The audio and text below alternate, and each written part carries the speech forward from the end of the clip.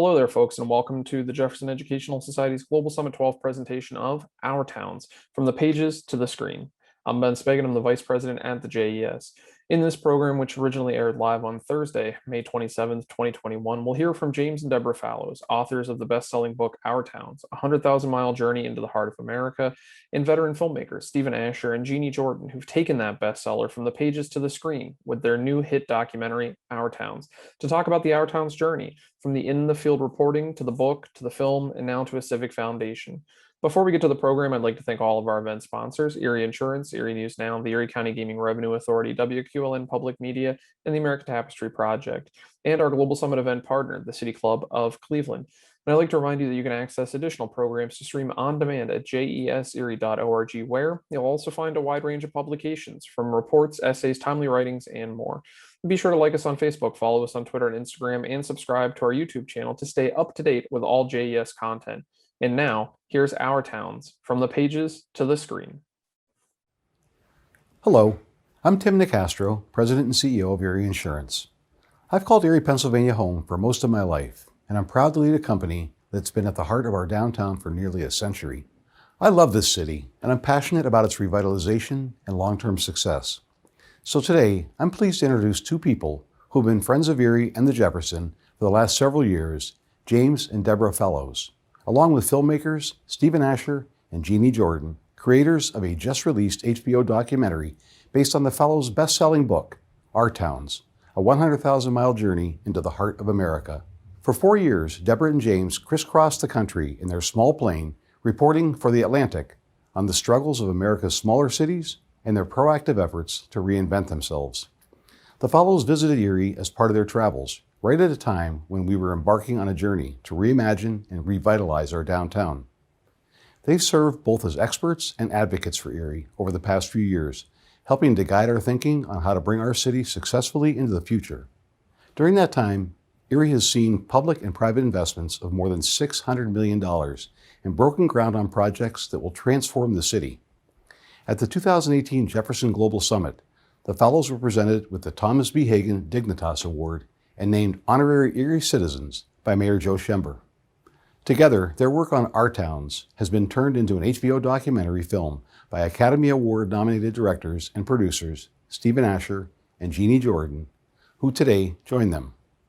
It is my pleasure and honor to welcome to this year's Global Summit Deborah Fallows, James Fallows, Stephen Ascher, and Jeanne Jordan. Thank you, Mr. Nicastro, and thanks again to Erie Insurance and to all of our event sponsors and our event partner for Global Summit 12, Our Towns, from a best-selling book to now a hit documentary.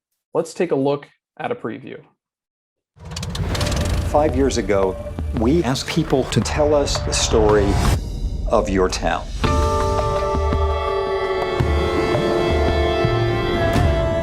We've been traveling and reporting. We thought there must be something going on in America. People wanted to talk about their town. What we saw, how towns rise and fall, has a lot to say to our world right now. This was a depressed timber town. Bend was really grasping for what was going to be next. The past is the past, and Mississippi is striving for change. We need to replace judgment with compassion, and we need to replace punishment with treatment.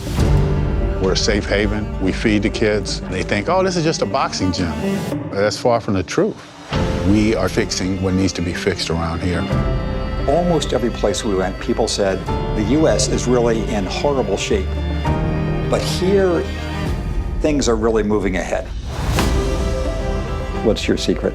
We all come together.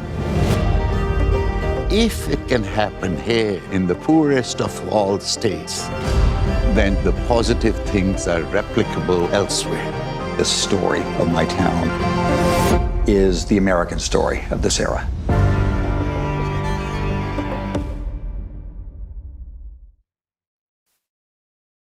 James Fallows, Deborah Fallows, Stephen Ascher, Jeanne Jordan, welcome, welcome, welcome to Global Summit 12.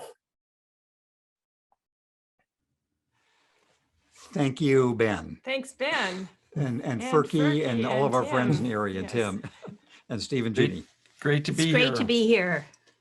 And what a powerful film, what a powerful book. And I can't wait to get into that. And Jeannie and Steve, if I can start with you, I want to ask, is we just saw the trailer, we just saw the clip there. What drew you to this particular project? What got you interested in this? And then if I can hear you talk about translating text to screen, what that process was like for you two. Let's start there.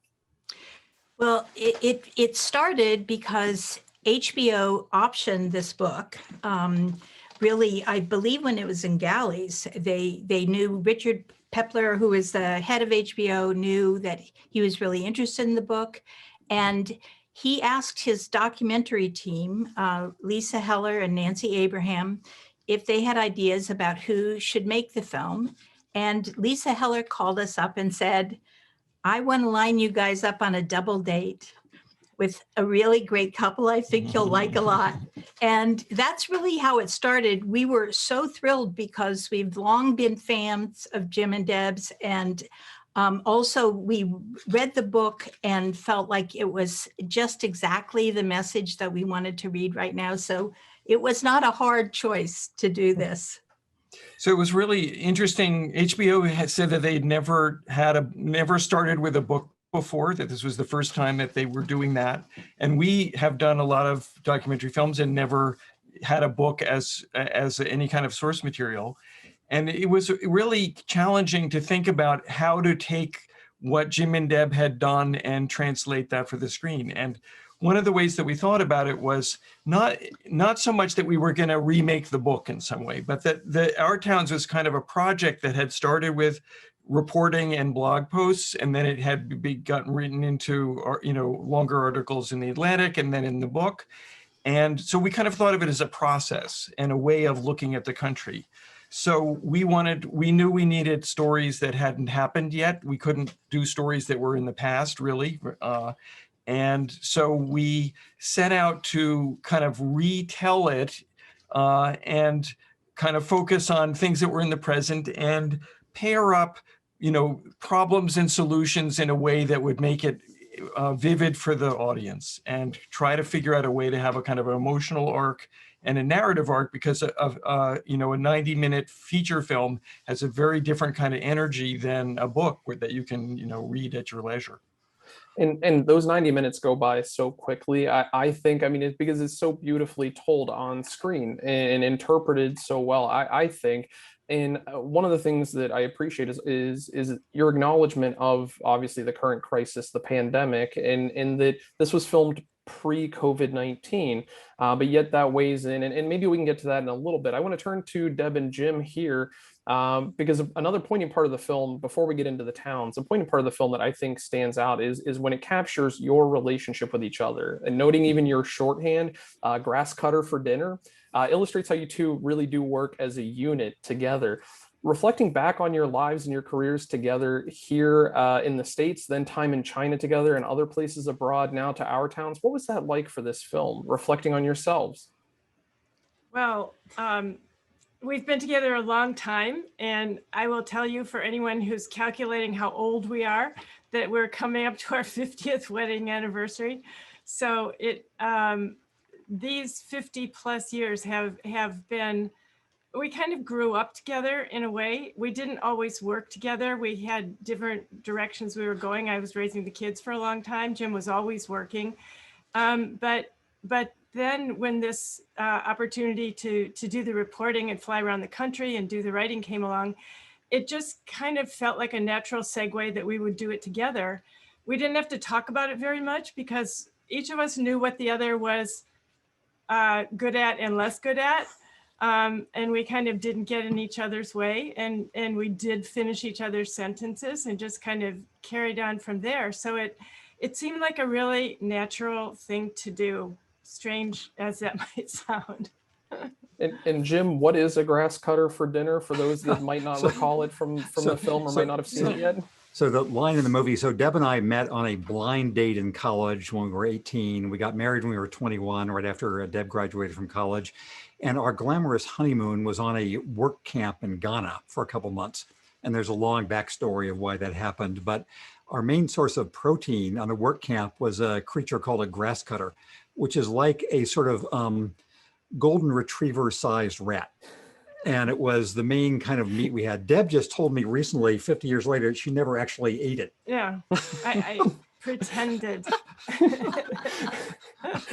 One thing that's clearly not being pretended here is the fact that you two are two live real couples working together on a project. I can't think of too many documentaries about books written by wife-husband duos, shot by wife-husband duo filmmakers, and you two are even each sharing earbuds tonight. You each have a set on. I've got to ask what the dynamics are like working together as couples and then as a couple of couples working together on this project. Steve and Jeanne, can we start with you? Well, I'm interested when Deb just said they don't get in each other's way. I would say that that's true of us as well. We both had our own careers before we met and then started working together. And I think that we recognized the way Jim and Deb work and communicate immediately because it was so similar to ours. And there was almost an unspoken communication that would go on between them and us. And I think it came from years of us each doing what we do and bringing that together. It was really effortless. I mean, in our creative partnership, we are not joined at the hip. We do things in different rooms. We write separately. We come together. We try to, whenever possible, surprise the other with something so that they weren't there while you were creating it, so that they aren't, deeply invested in the minutia that you had to go through to make it happen.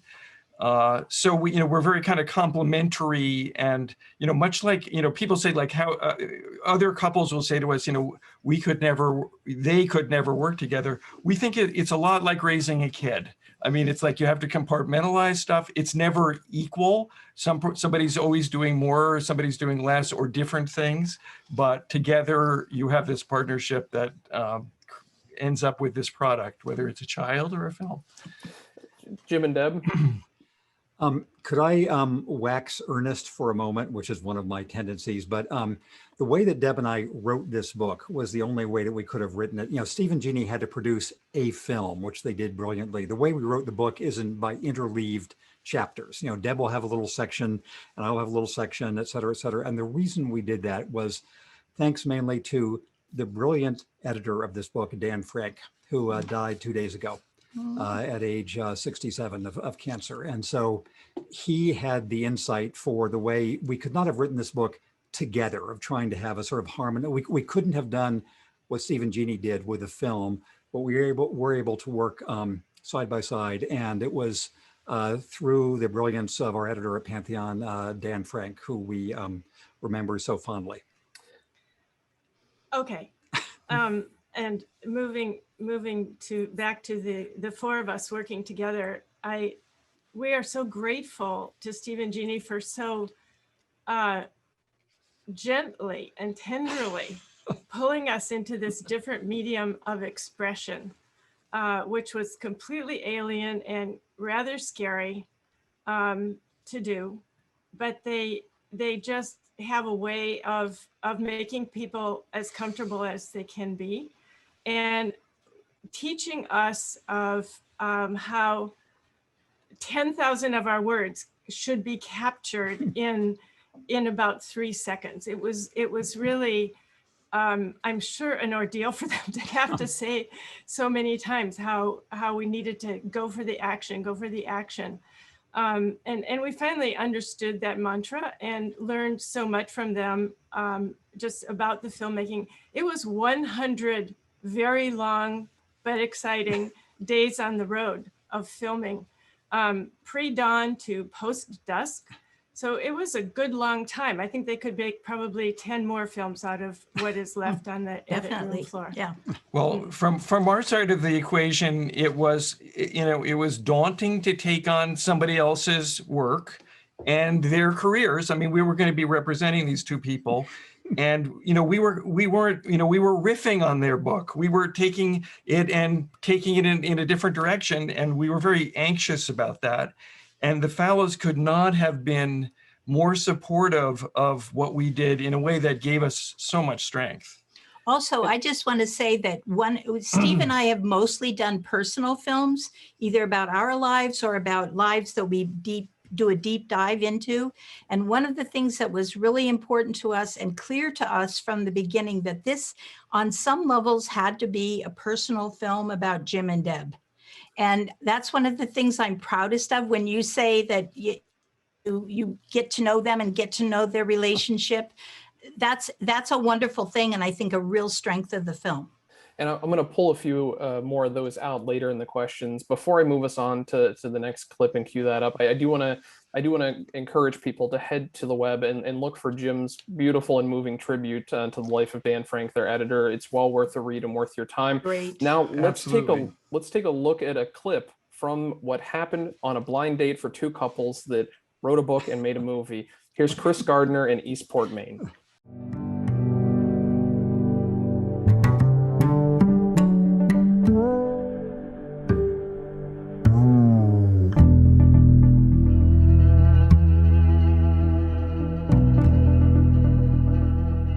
When you tell somebody you're from Eastport, Maine, or any small town for that matter, they just assume that you've never seen the bright lights in the big city. They'll look at you and say, well, this is a cell phone. You ever seen one of those before? It's just that belief that somehow, by living out here, we're not as metropolitan and as savvy as to what's going on with the world. I would argue, perhaps we know it even a little better, because we take the time to focus on it. And that makes us a whole lot more worldly than people believe. That's probably one stick jab, if you will, when you go to a big city and somebody finds out you're from a small town. They just assume that you haven't been paying attention. So I just want to say, for anybody who hasn't seen the film, we're having some bandwidth issues tonight, and everything is playing slow and stuttering. So it's much smoother in real life. The filmmaker speaks. Yes. The majesty of programs over Zoom. So folks, so I'll say right now, I have at least found that being able to watch a video after and to see it, the bandwidth issues are not there. And I'm so delighted that the four folks on this call have given us the thumbs up to make this available for on-demand streaming, as well as the rest of the Global Summit 12 programming. That's going to be coming out next week, folks. Sorry, announcing it here to get people excited about that. We can catch that and see better, but absolutely, there are no stuttering issues in the film. It is beautiful. I will say, as someone who grew up in a small town, that absolutely speaks to me. There is a perception of being from a small town that Chris Gardner just captures so well. He's a jack of many, many trades in Eastport, Maine, that we find out in the film. You put it so well together behind this montage of characters that we see across the screen. Jeanne and Steve, I want to go to you first. Tell me about shooting those scenes and interviewing Chris and capturing small town America and coupling that with his quotes. What was that filmmaking process like? Well, one thing that's interesting to notice is that when we read the book, Chris is in the book, and he was very interesting, and we figured when we went to Eastport we'd meet him. But Jim told us very early on, he said, this guy is a soundbite genius. I mean, he is such a great interview in print, and that was true. I mean, he gave us so many really crisp but deep glimpses. There are three of them in the film. Right. So one of the techniques we used wherever we went after the first shoot, we hadn't quite figured it out yet, was to do these portraits of people's faces. Brian Harvey, who was shot with me, who was the other cinematographer, did these beautiful slow motion moves across people. And it gives you a chance to see people in different parts of the country, really look at their faces and thinking about them in different contexts. When you see here, you're thinking about small towns and what's their relationship in some ways to the viewer, because we're looking at them from the outside. In other towns, in some cases it's race, in some cases it's, what is an American? So that was part of our MO in trying to get the kind of vibe and texture of the people in these towns. So Chris, as soon as we heard what Chris had said about small towns, it was clear that those two things were going to go together. I also want to call out, we work with a brilliant composer, Sheldon Merowitz, who takes these things and elevates them to a whole nother level of depth. And he's in conversation with the images as well. And this is a particularly beautiful piece of his. And I just want to say, before we jumped on, when Olivia Wickline, a colleague of mine at the JES, who's helping to pull some of the tech levers behind the screens here, she and I were watching this, and we were both gushing over the stirring bass line there put behind that. So aptly put, thank you for that shout out and acknowledgement, certainly, and credit certainly due there. Speaking of the towns, Jim, in the film you say, when de Tocqueville toured the country 200 years ago, what had really amazed him was that everyone seemed to be involved in everything. And you note that you get that sense from your hometown of Redlands, which is featured in the film. Tell me about the impact of that town on your growing up and now your passion to do this work. So I'll connect your very good question back to what you were discussing with Stephen and Jeanne about Chris Gardner in Eastport, Maine. What Chris was saying there about how people in the rest of the country might view small town Americans is actually a very important leitmotif of the movie as a whole. It was something, and this may have some resonance for people of Erie, of just recognizing that there are lots of people in Mississippi, in West Virginia, in San Bernardino, near where I'm from, who are, as I say about my own hometown, they are proud of who they are and what they've created and where they come from. And they recognize the outside world may not see it quite that way. And so giving voice to that sense of this whole patchwork nation and the parts of it that aren't usually portrayed in their three-dimensional beauty. And so we have this movie, a 20-dimensional, beautiful portrait of the people and their places. So I think that my town is very different from Eastport, Maine, or different from West Virginia, but did have that sense of we're doing something the rest of the world may not have paid adequate attention to. And again, I, as an honorary citizen of Erie, that may have some bonding there. And I think that's one of the things that draws us to the film is the focus on what is too often referred to as flyover country, that we know that from the headlines, but yet there's a lot happening in these places. A teaser to Jeanne and Steve, I'm going to ask you the same question about your hometowns as well and the impact that it's had on making this project. But Deb, I want to go to you first because we do learn about your background in Vermilion, Ohio. Although it's not featured in the film, we learn about it. So I'd like to hear from you the impact that had on this entire project where you grew up. Vermilion, Ohio had an impact on everything that I saw in this film and everything that I saw during our journeys. It's a tiny town. A lot of people in Erie have apparently heard of my hometown. It's not too far west on Lake Erie from where you all are, right on the lake too. So actually, I felt extremely at home in Erie because it was just like my town, but bigger and moved a little bit east. But the idea that having grown up in a small town gives you a sense of when you go someplace new, you know it's going to be different, but a version of what you have lived through. So you kind of are on the lookout for the characters to both embrace and avoid, for the attitudes, which are great in the sense that everybody's got to work together. Maybe not so great in that it's kind of hard to break into that scene if you weren't born there. I was not born in Vermilion, but I moved there when I was a little kid. It makes a difference, as many people in small towns told us. But just that sense of being comfortable in a small town, I think made it very comfortable to both write the book and do the film. And Jeanne and Steve, what did you take with you from your hometown, your growing up, when you were then filming these 8 towns and cities featured in Our Towns, the new hit documentary on HBO? Well, I grew up actually on a farm near a town of under 1,000 people in Iowa. We made our first film about it, and I am extremely familiar with the attitude that people have toward both small towns and farmers. And when I moved east, I was actually kind of shocked by how much people thought that it was impossible for me to be the kind of person I am. I know that when when we made Troublesome Creek, our film about my family's farm, one of the things that was great for me was to have Steve with me, because Steve grew up in New York. Yeah. And so therefore, the ways that I saw it as not being that important or like nobody'd be interested, he knew it was interesting. Well, and I think it really informed the film that, you know, I had an outsider's view of it, and was, you know, kind of also testing my own cliches about what the countryside was like. And like one of the things that really struck me in Troublesome Creek was that, you know, coming from a city, you think farms are like some kind of pastoral children's book. And when you get there, you realize, no, it's agricultural industry. It's an industrial landscape. It's just very green. And that kind of gives you a whole different view of what's going on in that place.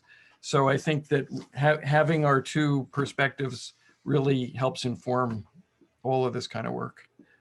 As someone who grew up first job as a farmhand in a very small town of less than 1,000 people, I really appreciate your appreciation of farms and small towns. Deb, I want to turn back to you about connecting with people and getting them to start to share their stories, because in the film, you use two Japanese words, tatamai and hone, and you talk about moving from the tatamai to the hone. How do you learn a town through doing that and learn it through its people? So these were probably the most important words I learned in Japanese. Tatamai means what people think you want to hear when you ask them a question. For example, how are you? You want to hear fine as the answer, but you know that that's the easy answer and that's a superficial answer, and it takes a while to get to the hone, which is underneath the surface and the real answer of what's going on. So we wanted to work really hard to get to the hone of what people were talking about and how they felt about their towns and the things that were going on in their towns. The way to get there, I think, is first of all to just keep asking, and then to try to notice some kind of softness about what it is that you're asking about, whether it's Main Street or the schools or the lake or whatever. To ask enough times that people actually, you wear them down, and they will answer you, but finally hear you enough, get to trust you enough that you'll hear a more well-rounded and honest answer, because ultimately people want to tell the truth, and they know when you know that they're kind of kidding and are waiting to say something deeper. And Steve and Jeanne, how do you build that trust to get the hone on film? When you have a camera and you're pointing a camera at your subjects and you're telling them, I'm filming you, how do you do that as documentarians? How do you break through to get their natural selves to reveal themselves on screen? I mean, that's really interesting. And listening to Deb, I was thinking that is what we do. That's what we've done in other films, where we can come back and talk to somebody more than once or spend a lot of time around them. What was incredibly challenging about this film is that we basically were parachuting in. We had a couple of hours maybe with whoever it was, and then we were moving on to the next story. And we were, Jeanne had done an amazing job of finding all these stories, and we just had to keep moving. So I think the answer is you try to be as human as you can. I mean, I think of scenes like at the baseball game with Brianna and her grandmother. It was just showing them that you're interested, listening, asking a few questions, but just trying to be as low key and open to them as you can. And hopefully they'll respond in kind. And that's a really tender moment in the film, because we're looking at the opioid crisis in Charleston, West Virginia, and we're seeing, one of, if not the most American of pastimes, baseball, and we're seeing it discussed there, and so several other things at that point. Jim, I want to go back to you, because I think that hearing the process, I can't help but think this speaks to the depth of the trust of the people that you work with, interview, to tell their stories, to then say, a film crew's now showing up too. We have limited time. Let's be able to capture this. I think that really speaks to the depth of the trust that you've built with these subjects as you've met them, real live people, real live stories to tell their story. Well, there were a number of people we had seen before, but I think we really have to give credit mostly to Jeanne, but to Steve and Jeanne for all the preparation. And the reason I phrase it that way is that Jeanne was doing a lot of sort of the pre-interview connections with people around the country and saying, here's what we're going to do. And then the two of them together, in my own print reporting life, I recognize the difference when you're just listening to somebody and talking to them, and when you bring out a tape recorder or, you know, whatever, a digital recorder, and people freeze up in various ways. To have, you know, an HBO camera crew there with a sound guy and two cinematographers and everything, that they were able to get people to reveal themselves as much as they could, I think was a credit to the tremendous tag team act we saw Steve and Jeanne doing, where Steve would be asking questions while, you know, from behind the camera saying, well, tell us more about this. And Jeanne will be over to off the side as their friend, their new best friend, who she'd struck up friendships with. So I think we were, having seen the minor league example of this, of going from notepad to tape recorder, to see a giant camera crew there. I mean, small by your standards, but to us, a giant industrial process. It was impressive. And Jim, if I can, I want to pull that thread, because right around that part of the film, you talk about how being a journalist can open up the world for an introverted person, because it gives you a license to strike up conversation and ask questions. I want to ask if there's an analog to Jeanne and Steve, and I'll come to them in a second. But for Jim, for you, for that revelation, when did you have that aha moment, and how have you fed it over the years? There was a precise moment when I was in college. I was in the college newspaper. That was the main thing I did. There was a then famous journalist named Harrison Salisbury, who was then for the New York Times. He had just been on I think the first trip to Hanoi during the Vietnam War. And he was talking with us about the, you know, all the sort of student journalists about how to think of this world. And he said, something you should know is that most reporters are by nature very shy. And they come into this business because it gives them a license to ask people things. It's sort of like, I've heard the number of actors are introverts and shy by disposition, some not, you know, Robin Williams or something like that. But there are actors who like the idea of having to perform. And so I've always been the kind of guy who would, you know, before the enormous good fortune of finding my life mate at age 18, I would go, you know, read a book in a closet or something. So I like having the structural reason to get out in the world.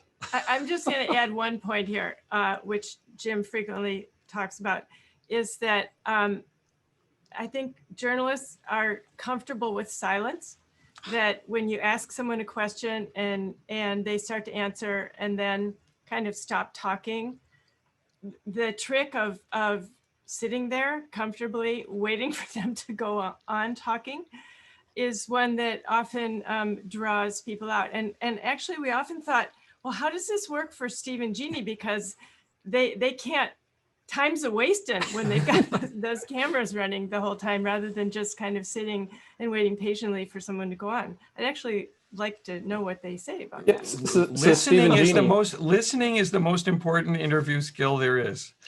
You know, just to ask open-ended questions, let there be silence if there's silence. Also, just about the crew size, it's important to note, most of our films, we do just the two of us. So the crew is tiny.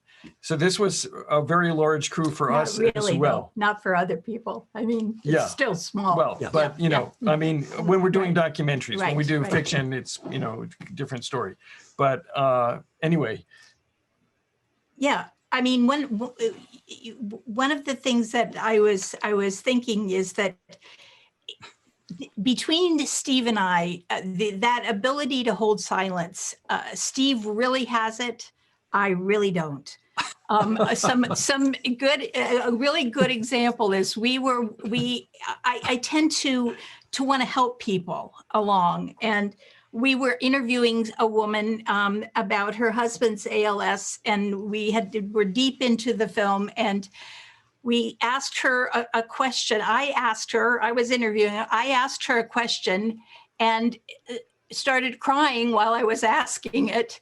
And Steve said to me later, you might want to let her cry first.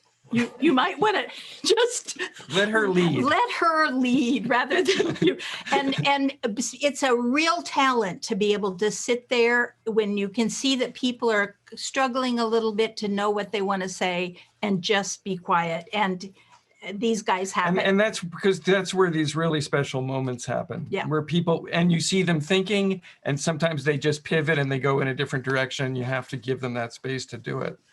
And I think such an important voice that you do feature and give platform to in this film is that of Indigenous peoples. And before we tee up a clip from the movie, I want to ask: the Santee Sioux tribe is in the story of the film, but they're not in the book. They're featured here. So Jeanne and Steve, what did you do to trust build in the process to get the tribe to welcome you to tell their story? Well, I think that one of the most important stories we wanted to tell about the American story was the Native American story in whatever small way we could. Journalists know, and if they don't, they should know, that Indigenous people, the Native Americans, are extremely skeptical of journalism, of journalists, of what they want to see, of what they want to know, why they're there. They're stereotyped, they just do not feel good. So we had a couple of false starts trying to find a tribe that would allow us to come in and really just be part of a fly on the wall with them. And so I made a couple of attempts and couldn't, and then I found the tribe. You know, we were going to be in Sioux Falls, and I was looking around for tribes there, and basically came to them and said, you know, we want you to tell your story as you want to tell it. We were, I was interested in how the casino helped fuel their operation, and also about cultural preservation, and they were open to that. But basically, we wanted them to have a platform to talk about themselves the way they wanted to talk about themselves. So we did that. And Steve and Jeanne, thank you for that. Let's take a look at that clip here, and we'll come out of that with some follow-up questions.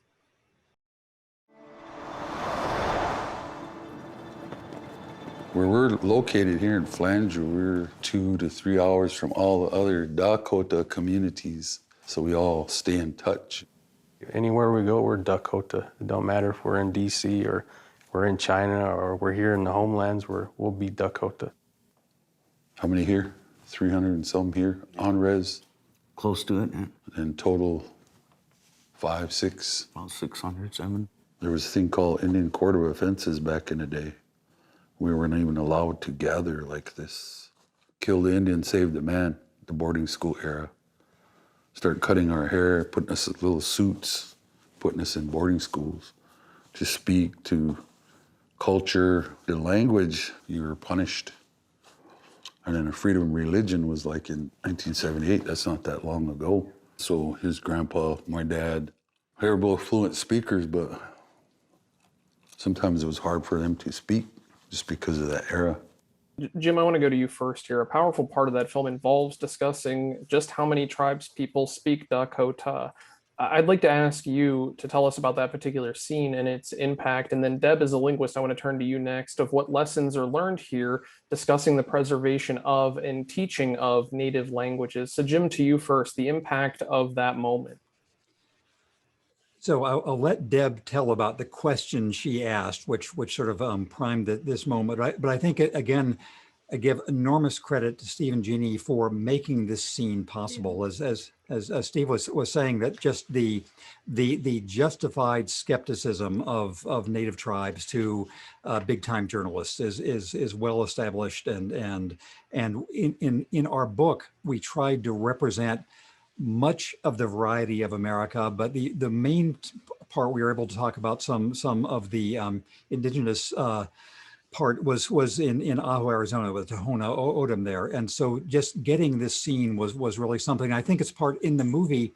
It was showing, I think that the movie miraculously in 90 plus minutes shows so many faces of the mosaic that is this country. People who are refugees, people who are recent immigrants, who are longstanding immigrants, who are Black and white and indigenous and all the rest. So Deb, you can tell about, well, Ben will ask you about the language, but Deb asked this crucial question. Well, I don't remember the question I asked. How many people speak Dakota? That's true. There were not many, but I just, So Deb asked, how many people speak Dakota? And the person who was the main language person there said maybe 3. reservation. But then there's this really moving scene in the end of that segment where. Yeah. But what I wanted to say first was, I think that the reason that segment worked, and that many of the other segments about really tough issues like opioids or living in a small town or being a farmer who was having trouble or so forth, was because of the sense of respect that Jeanne and Steve managed to portray with all of the people whom they presented. But back to the language issue, back when I was in college, and still, we know how long ago that was, still started and was still studying linguistics at that time, it came up again and again, the issue of there are only so many Native American languages left, and we better get out there as quickly as we can to record them and document them and save them from posterity. There used to be 300, now there are just over half that, and predictions are probably based on stories like the Dakota, where there were only a couple people on that reservation who actually spoke the language. There will probably be 20 Native American languages left. It's become a little more fashionable now to pay attention to that as an issue. And there are efforts to try to train the kids, teach the kids like they're doing on these reservations and with the Dakota. But it's so hard because you can't just learn a language and expect it to stay with you and go on. You have to have people to talk to. You have to have the proper context, and you have to be around where it makes sense to talk that language. So it's more than the scarce numbers. It's the situation that is really challenging there too. And I want to take a moment before we queue up our next clip to take a look at. I want to ask an audience question, and so it's a two-parter. One part for one couple, one part for the other. So Jim and Deb, I'm going to start with you since the book came first. This person's asking the selection process. How did you come about? So I'll read it here. How did you decide which towns and cities you wanted to profile in your book? And are there others that you haven't yet examined that you want to continue looking at? And then Jeanne and Steve, I'm going to come to you next of the selection of the towns and cities with the limited time you're on for the production schedule. How did you make the decision you did to focus on the 8 that were chosen? So Jim and Deb, first to you. So it was our ending up in, say, the 50 or so places where we went and the 25 that we talked about in some length in our book. It was partly science and partly just happenstance and opportunism, where we had an idea we had to go to different parts of the country. As the years went on, we went to cities that had more and more obvious problems, so we could see how they were coping with them. Some of these cities we went to just because somebody wrote us an email out of the blue. Some of them we said we need to see a big city like Columbus, Ohio, to see if it can work the way small cities do. So one place, Winters, California, was because we were giving a presentation and a guy said, you think, you really need to come to our city of Winters, California if you want to see all the things you're talking about in action. So we sort of meandered our way across the country, which was not possible to do for a movie. And just to add your question or your comment to Furky Ferrati, Ben, of Erie and Furky closing the book, I just wanted to say we saved the best for last. So thank you, Erie, and thank you. Furky. And there's many more places we've been to, we want to go to again, and we're going to write about more.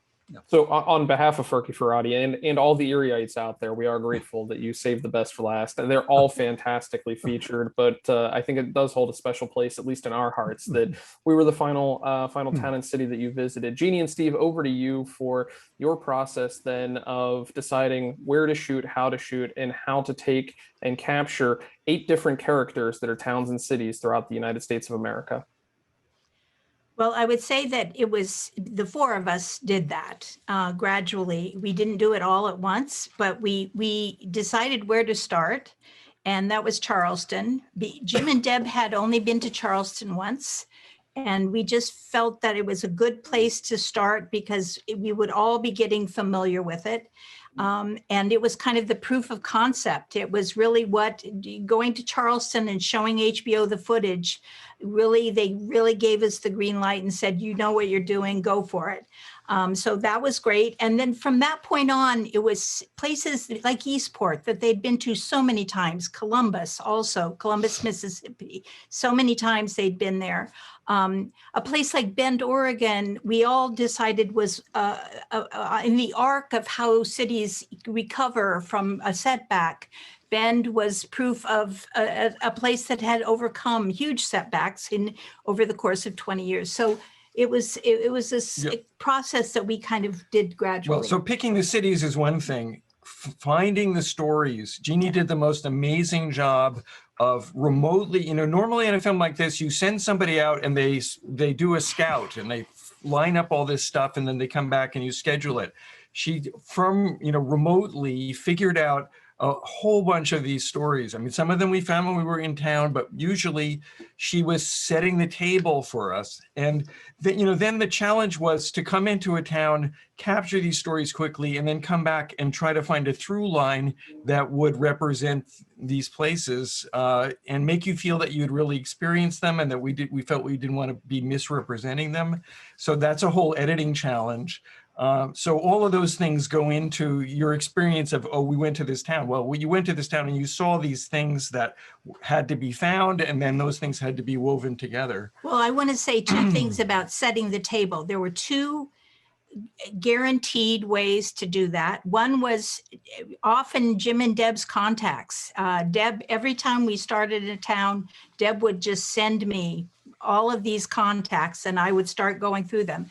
The other was I always subscribed to the local paper and read carefully and found a reporter or two who I saw really loved the town, really wrote about, color articles about the town, character articles, and they would help me. So it was possible to do that because of those two kind of structures that I could set up where we were going. Yet another endorsement for the local press. Local press, yes. Without which. That's right. Yeah. I was just going to say, I know I said we were going to tease up a clip, but I'm going to sneak one more audience question. It's very specific, and it's very specific to Deb for about Vermilion, Ohio being a port town. But before I do that, two statements I was going to say. Number one, subscribe to local newspapers. Can't champion that enough.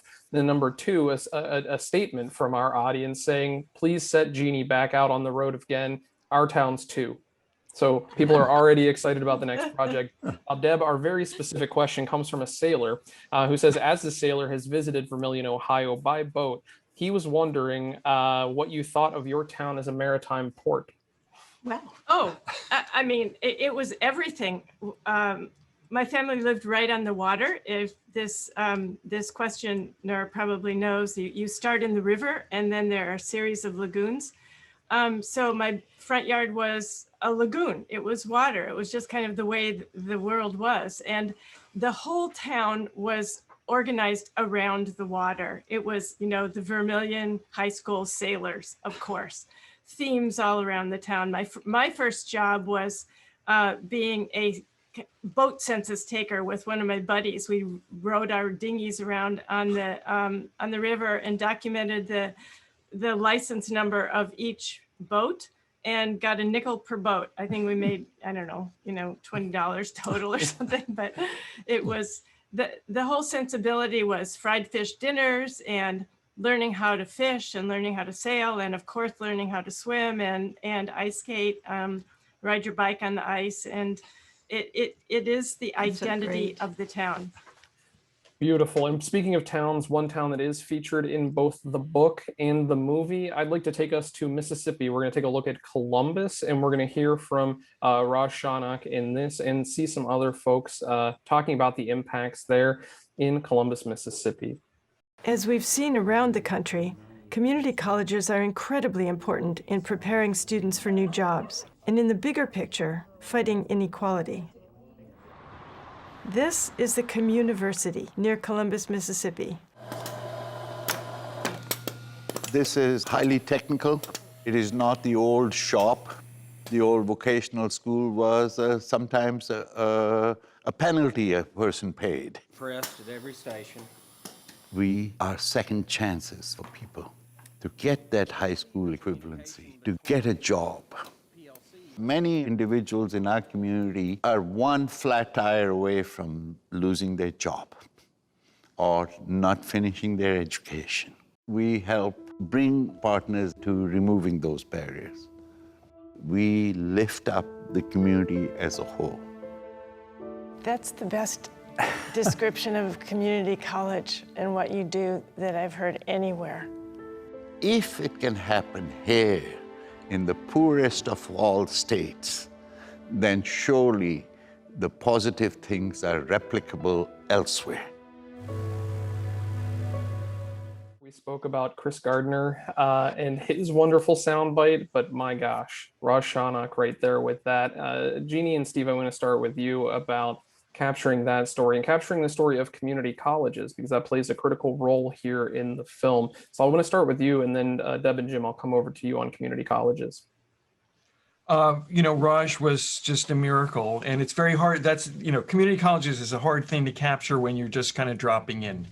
And, we felt, it's obviously an important part of the book. Jim and Deb are great champions of them, and we felt strongly that it is a real bulwark against inequality in this country. So, happily they had that wonderful machine which kind of stood in for all these other things about the college, which actually wasn't even in session when we were there. One of the things I want to say that is a moment that Jim and Deb really saved the film, I think, was we were trying desperately. We had to cut this film down. HBO was very gracious about make it the length you want until we started getting to finish. And they were like shorter. It's good, just a little too long. Just a little too long. So we at one point, I just can't even bear to say it, but we at one point took out Raj and that community college part. And it is the only time, everything we ever showed Jim and Deb, they were so there with it and so supportive. And this one, they came right back like, what did you do? Put Raj back in. Put him back in. And we did immediately. And we're like apologizing. I'm still apologizing. What was that Hollywood? The Hollywood memoir called "The Kid Stays in the Picture," or what's that? So it's like, Raj stays in the picture. Right. Absolutely. And the number of people who have quoted him back to us. Yes. So Jim and Deb, Raj stays in the picture, fighting for that, and I think that's 1,000% the right call to feature in that. People are quoting him. What a soundbite there! The importance of having community colleges featured in the film.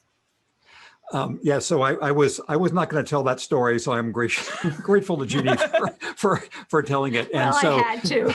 And also as civilians, it's very impressive how we know, Deb and I know, that there is footage from Central Oregon and from Southern California and from other places that's all knitted together and that's going all around what Raj is saying, and then the footage I was doing in Mississippi. So that was real artistry of having the community college theme. And so one of the things we want to do with the book and movie is have people know about institutions they might not have been as aware of as they should. And so I think that I'm really glad that Raj stayed in the picture. And the impact of community colleges, I think, can't be understated. As you said, just weaving that in from the different schools that you visit and the different places you are. And I think that's an important conversation being had right now in real time in Erie, Pennsylvania, as our first community college is coming online. And exciting news just came out recently that the Erie County Public Library would serve it as a partner and be the initial library for the community college. So 2 different institutions featured thoroughly in our towns, partnering up in Erie, Pennsylvania. Exciting stuff. Terrific news, yeah. So Deb, I want to come back to you for a second in the filmmaking process. I know we've talked about, camera work and shooting scenes a lot with Jeanne and Steve, but in addition to being a linguist and a writer, you can add camera operator to your CV. The shots we see in the movie inside the cockpit, those are credit Deborah Fallows. Tell us about shooting a film. Oh yeah, well, this was forced upon me by insurance and HBO. HBO didn't really care if we were insured in our little plane, but they really cared if the cameramen were insured. And the price on their heads was so high that there was literally no one in the world who would insure them.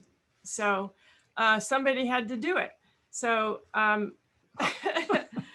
Steve very gently, very simply said, okay, here's what you do. Hold the camera very still, try to get a good picture in there. And that's what I, tried to do. Fortunately, there were only a couple seconds of that, but yeah, I wouldn't say I'm now a cameraman. It was a teaching moment, a learning moment. And you did a great job. And those are important shots. Exactly. And I think the link to that I think is worth noting, because in the book Our Towns, you have these poignant passages of up in the air, reflecting from what you see from the vantage point of a plane. And I think it's also worth pointing out that your little plane is impressive and got you to many destinations, and is something that you have written about. Jim, just real briefly, I want to give you the platform to talk about being a pilot, being enthusiastic about seeing the country from this vantage point. When flying became popular 100 years ago, and it was way more dangerous than it is now, even more dangerous than it is now, the assumption was that every writer, every poet, every artist, every historian would want to be a pilot, because just the view you have from 2,500 feet up is exceptional. The American landscape, how it is knit together. As you, Ben, and as Dr. Ferrati know, because I have taken you to see Presque Isle and the rest from 2,500 feet in our little plane with its parachute. We did not get insurance on you all, but there was a parachute to protect you. And the wonderful safety, and I can't thank you enough for that opportunity to see Erie, to see Presque Isle from that vantage point is of another world, and I can't encourage it enough. So anybody out there that thinks about becoming a budding pilot, I would encourage them. Anybody who has an opportunity to take a flight and see it, I would certainly encourage them. I want to turn back to audience questions for a second. We were talking about trust building with communities, and this person's asking about trust building eroding in certain professions. We're looking at documentarians and journalists and politicians. This person says, as a sociologist, a mental health therapist, and a lifelong Erieite, they're extremely curious about how our country has flip-flopped from trusting these institutions to quite the opposite, at least for a large minority of the US population, they say in the past decade, a half decade. Would anybody offer a take on that, of how we've lost trust in these institutions? And I'll add maybe how we are working to regain that, because I think that's what we see on the screen here. I'll leave it to the two of you twos to figure out who wants to go first on speaking about trust in your profession. Jim. So one of the themes in the film and in my narration of life is that the U.S. is always in crisis, always in struggle, and it goes through these waves of better and worse times. And if you look through US history, there have been a lot of times of really low trust. And we're in a time where, for a variety of reasons, that is a whole separate conversation, the media business has been both under attack and has made some of its own problems. Other institutions have had problems of different origin. This is not the first time this has happened in US history, but it is a serious issue now. And part of what I think our book was about, the project before that, the film and related efforts, is trying to find sources of re-knitting the American fabric, which is, and the idea that if we can find examples of where that is happening, then perhaps those can be extended. I would say also there's an interesting thing about this film that's kind of a parallel question, which is a lot of people feel like the country is, insufferably toxic and polarized. And you don't see that in this film. And why do you not see it in the film? Because we are not saying that there isn't division and there isn't toxicity. We're saying that there are other things that are really important and really interesting that are not that. And if we had led with that, you wouldn't see these things. So it's, some people have felt like the film is, turning a blind eye to the divisions. Very few. Well, there is that some people have said. I had a close friend who said that. They carping critics. Yes, exactly. But we're not denying that exists, but we're also saying that there are so many other things that the national media isn't often showing you. You're not going to see it on CNN, and people have found the film really healing in important ways, that they see their fellow countrymen in a different light than they did. And I think that's such a vital part of the book that and is acknowledged head on that when Jim and Deb, when you show up to these towns, you don't ask politics, you don't bring up politics, and so we don't find you in the diner asking the quick questions, whether it's one word or the other, is it Hillary or is it Trump? We don't find you asking that, and you acknowledge that because you want to get to the deeper story and really show the full dimensionality of these towns, not just how they might be typecast by a headline. And we see that coming through in the film as well, picked up. And I think that's one of the beautiful things that happens. I'll leave it to any of you if you'd like to remark on that, but I think it's such a vital part of this story. If I could say something about this, and again, people in Erie have their own experience with this, that if somebody shows up from the national media and is going to spend a day there and starts off asking you about the most polarizing issues that affect, the country right now, the answers are going to be predictable and unenlightening. None of us is at his or her best when discussing those polarizing issues, but people are at their best when talking about the shape of their lives, the shape of their communities, et cetera, et cetera. Just to follow on one thing Steve was saying, there's a line, I did a book 25 years ago called Breaking the News about how the media were making problems for themselves. And I quoted a line originally from the poet and essayist Matthew Arnold saying the duty of journalism and arts is to see things steady and see them whole. And I think the idea is to give a whole view of the world we're living in now. That there's a wholeness that I think, that, as Steve said, this is a part of life that gets much less attention than it deserves. So we're trying to give it more of that attention. And so this is another audience question, and this is not a question of if, but when. They're asking Steve and Jeanne, when can we have you in Erie, Pennsylvania, please? So obviously the audience wants to get you there very soon. You don't have to tell us your calendars right now. We'll have somebody call you and set it up. But we'd obviously love to have you. And then another person is following up because Jim and Deb, you've been there. This person is asking, for your thoughts as an outsider. They're saying they grew up in Erie and spent many years of their life there. They now live outside of Philadelphia. They'd like to hear your opinion of Erie and how it is doing in recovering from many tough years, especially the loss of manufacturing jobs. Oh gosh, I mean, we could go on forever. And obviously we really admire what's going on in Erie because we keep returning there and keep trying to tell more and more of the story. The heart of what is going on, I think, is that the local citizenry who have a passion about loving their town and wanting to make it better. And the way that Erie has acted on that by having these leadership training programs, by having institutions that, like the Jefferson, for example, that talk seriously about not only Erie, not only the world, but also about Erie, having the core support from those who have lived in Erie for a very long time to put their heft behind these kinds of efforts. Those things don't just happen by accident. It takes recognizing what's going on and then acting on it to try to make it better and support the people who are actually doing that work of making a place thrive. And could I add openness to new Americans, which Erie is distinctive in? And I'll say also an outsider's perspective of Erie, which reminds me of some other places like San Bernardino and Charleston, West Virginia.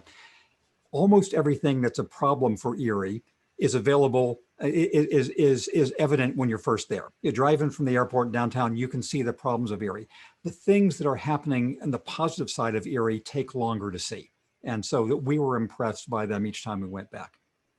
And I think that's the remarkable thing, because despite being writers with an actual literal parachute, you don't parachute into these places and then jump right back out and you're reporting. Speaking of the plane, another follow-up question. In Travels with Charlie in Search of America, Steinbeck named the truck Rocinante. Have you named the plane? Good question. Yes. But so people who grew up around boats know that you name your boats. Maybe you name your pickup trucks, but alas, sadly, you don't name your plane. But the first plane we had, the first Cirrus, its tail number was N711 Delta Zulu, that being Deb's birthday and her initials, Deborah Zerad. We had to sell that plane when we moved to China. when we came back from China, we bought a used plane, which has the less evocative, but it's 435 Sierra Romeo. So I think the first words of the book are essentially Cirrus 435 Sierra Romeo texting or whatever. We call it the little plane. We call it the little plane. Yeah. And so this I wanted to add that we did, however, name the drone that we used to shoot, and his name is Orville, and after Orville Wright, and he lives with Brian Harvey, his owner, but we became very fond of him because he did some really great work. Yes. Orville and Brian capture some spectacular clips in this film, so I'm going to encourage people, if they haven't seen it already, you've got to watch it. I'm going to sneak in just one more audience question. I know we're almost out of time. Thank you for being so gracious with your time and sticking by. And Steve and Jeanne, I'm going to start here because I think this person's thinking in the film, we see a lot of emphasis on the importance of youth and the importance of young people affecting change in their communities. And Jim and Deb, I'll turn it over to you after we hear from Jeanne and Steve. This person's asking, could you share your perspectives on the millennial and Gen Z voices in the film and your reporting? Are they hopeful and resilient, fearful and unempowered? How would you try to sum those up in just 10 words or less? You can do it more than 10 words or less, but we're looking for quick answers of how you capture youth at this point. So Jeanne and Steve, to you first for the film, and then Jim and Deb, over to you for the book and your reporting. Well, I would point in two directions here. The Chuck Yarborough's kids in Columbus, Mississippi, who do Emancipation Day every year in Columbus, who are so dedicated to it and into it, speak volumes. Also in Eastport, Maine, we talked to Elijah Bryce, who is a 17-year-old lobsterman, and he was the most unusual, sophisticated. 17 going on 40. Right. So, but in terms of the optimism, first of all, everyone had tremendous energy, and there was no one that we met who felt defeated. Elijah is fascinating because he's got his eye on climate change. He's a lobsterman. He has already decided how long lobsters will be a thing. He's planning his next move, which will be, 5 years out, 8 years out. So these are really canny people. Yeah. Jim and Deb, over to you. The importance of youth and what you find their tone of voice to be in your reporting and your writing. Just about every town we went to, one of the things people said was, how do we keep the kids here? How do we keep the kids in town? And the kids bring such a passion to life, and they're just kind of fearless, and they will embrace everything from being in the town circus like they did in Redlands, California, to going to an experimental school where they're learning how to make robots or make films or do biological research. I think that the fearlessness, the audacity, the kind of having no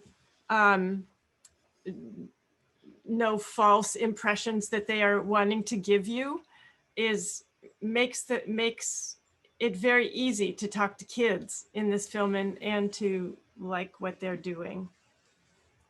And so I'm going to go back to the audience questions. This is just a statement though, and I can't help but want to read it. It starts out, thank you. Thank you to all of you for a great program. Looking forward to seeing your next chapter.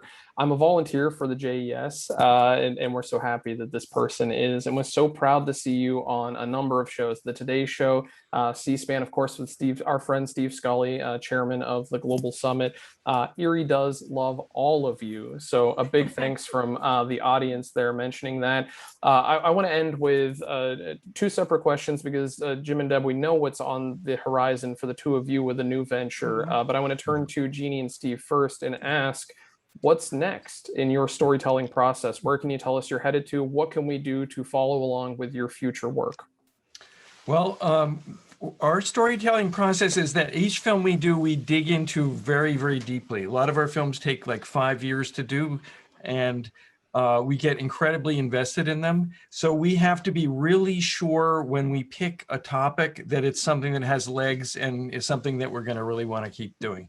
Right now, it's been 3 years of just total, especially with the pandemic, just locked down and focused on this. And now we're kind of trying to let the well regenerate a little bit and see what else is going on in the world. We're looking for ideas, actually. Right. So, if you know anything, yeah. I think I know a couple 100,000 people in Erie, Pennsylvania that are going to send you some. But our website is westcityfilms.com, and you can see other work, and whatever our news is will be there. Folks, with those ideas, head over to westcityfilms.com. Give them new ideas. We can't wait to see what is next for Jeanne, Jordan, and Stephen Ascher. Now, Jim and Deb, over to you. A book, now a film, and now a new foundation. Tell us what lies ahead for the Our Town saga with this foundation moving forward. So Deb and I have set up a tiny little NGO called the Our Town Civic Foundation. Our website is ourtownsfoundation.org. And the idea is to continue this kind of work of connecting people around the country who are involved in the work of local and national renewal, of giving them a platform to tell their stories and allowing more journalism that can highlight what is working. And if people go to ourtownsfoundation.org, they might even see some reports from other people on this call and coming out of your own beloved city of Erie. They absolutely will. So in full disclosure, I've written a couple of those reports on that website. And in full disclosure, for people looking for clips about Erie, Pennsylvania, you will find it there thanks to our friends at Menagerie Studio, a 4-part series to check that out. To our guests tonight, veteran writers James and Deborah Fallows, and veteran filmmakers Stephen Ascher and Jeanne Jordan. Thank you for sharing. Thank you, Ben. We really enjoyed it, Ben. This was fabulous, Ben. Oh my gosh, this has been amazing. The Our Town story and saga, reports, a book, a film. Folks, if you've not yet caught it, it is available. HBO, go see it now. Can't encourage you to do that enough. And of course, we can't wait to bring you all to Erie, Pennsylvania as soon as we can, to have you and host you there and to show you more of the stories happening. And of course, thanks goes out to our entire JES team under the leadership of our president, Dr. Ferky Ferrati, to Angela Beaumont and Olivia Wickline, working behind the cameras with the audience, to Pat Cuneo, providing critical research and copious amounts of copy, to Andy, Charles, Dia, Brad, and the rest of the JES team, and to the JES Board of Trustees under the leadership of our chairwoman, Joyce Savacchio, and to all of our event sponsors, Erie Insurance, Erie News Now, the Erie County Gaming Revenue Authority, WQLN Public Media, and the American Tapestry Project, and to our Global Summit event partner, the City Club of Cleveland, and of course, to all of you watching along at home. Thank you for tuning in. These programs and discussions and the exchange of information and ideas would not be possible without you. Folks, for more information about the JES, including how to register for additional Global Summit events, sorry, that's an old line, can't say it anymore. Now to see Global Summit events on demand, coming out next week, head to our website, jeserie.org. Fun announcement live in this program for you all. There you are going to find other past videos of past programs already available for on-demand streaming, a whole cache of that, as well as publications, reports, essays, timely writings, all available to download, and information about other JES initiatives, including our Civic Leadership Academy and our Amy Fellows program. And of course, be sure to like us on Facebook, follow us on Twitter and Instagram, and subscribe to our YouTube channel. For the Jefferson Educational Society, I'm Ben Speggen. Be safe, be sound, and thanks for listening and learning with us.